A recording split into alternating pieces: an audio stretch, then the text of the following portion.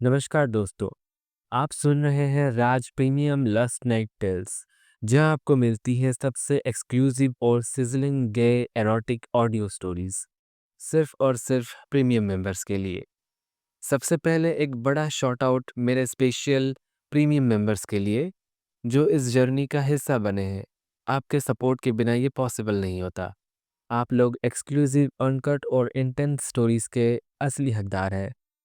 और अगर आप अभी तक प्रीमियम मेंबर नहीं बने हैं तो मिस मत करिए ये जॉ ड्रॉपिंग कहानियाँ। अब भी ज्वाइन कीजिए Raj premium lust night tales और पाइए हर हफ्ते नए hot and intense gay erotic stories जो सिर्फ प्रीमियम मेंबर्स के लिए अवेलेबल है। तो ज्वाइन करने के लिए मुझे टेलीग्राम पर कांटेक्ट करें, जिसका लिंक मैंने डिस्क्रिप्शन पे दे दिया है और कमेंट में पिन कर दिया है। तो चलिए बिना किसी देरी के शुरू करते हैं आज की रात का एक और इंटेंस और अनफॉरगेटेबल किस्सा। राकेश 25 साल का एक जवान लड़का अपने दोस्तों के साथ गोवा के समुद्र तट पर छुट्टियां मनाने आया था। वह एक साधारण और खुश मिजाज इंसान था। दूसरी तरफ संजय देव, एक 35 साल का विवाहित आदमी, अपने जीवन की उलझनों से भागकर कुछ शांति ढूंढने के लिए समुद्र किनारे आया हुआ था। एक शाम जब सूरज डूब रहा था और समुद्र की लहरें शांत थी, राकेश तट पर अकेला टहल रहा था। अचानक उसकी नजर एक आदमी पर पड़ी जो उदासी में डूबा हुआ था। वो संजय था। राकेश ने पास जाकर पूछा, आप ठीक है? कुछ परेशानी है? संजय ने पहले बात करने से झिझक की, लेकिन राकेश के अपमान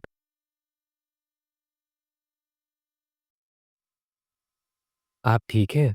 कुछ परेशानी है क्या? संजय ने पहले बात करने से झिझक की, लेकिन राकेश के अपनापन भरे शब्दों ने उसकी चुप्पी तोड़ दी। धीरे धीरे दोनों में बातचीत शुरू हो गई। अगले कुछ दिनों में राकेश और संजय एक दूसरे से हर रोज मिलने लगे।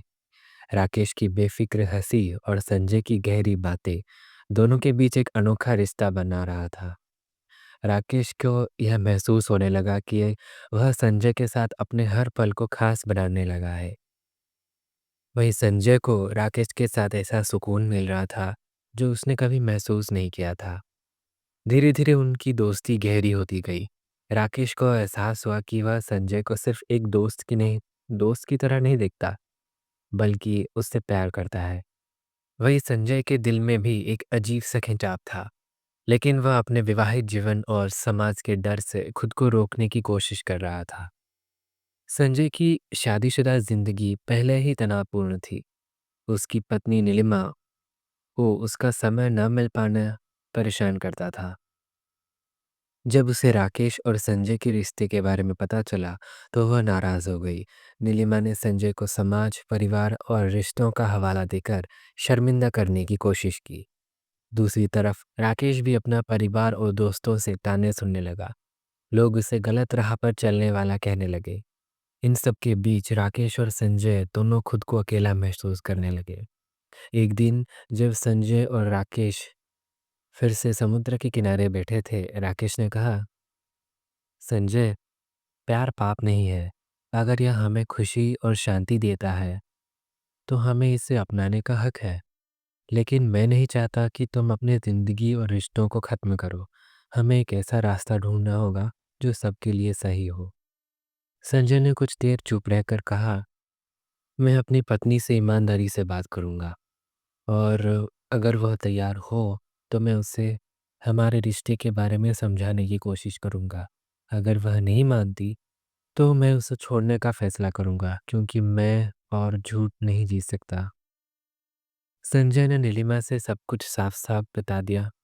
पहले तो नीलिमा बहुत गुस्से में थी, लेकिन धीरे धीरे उसने समझा कि यह संजय को बांध कर नहीं रख सकती। उसने अपने रिश्ते को ख़त्म करने का फैसला किया।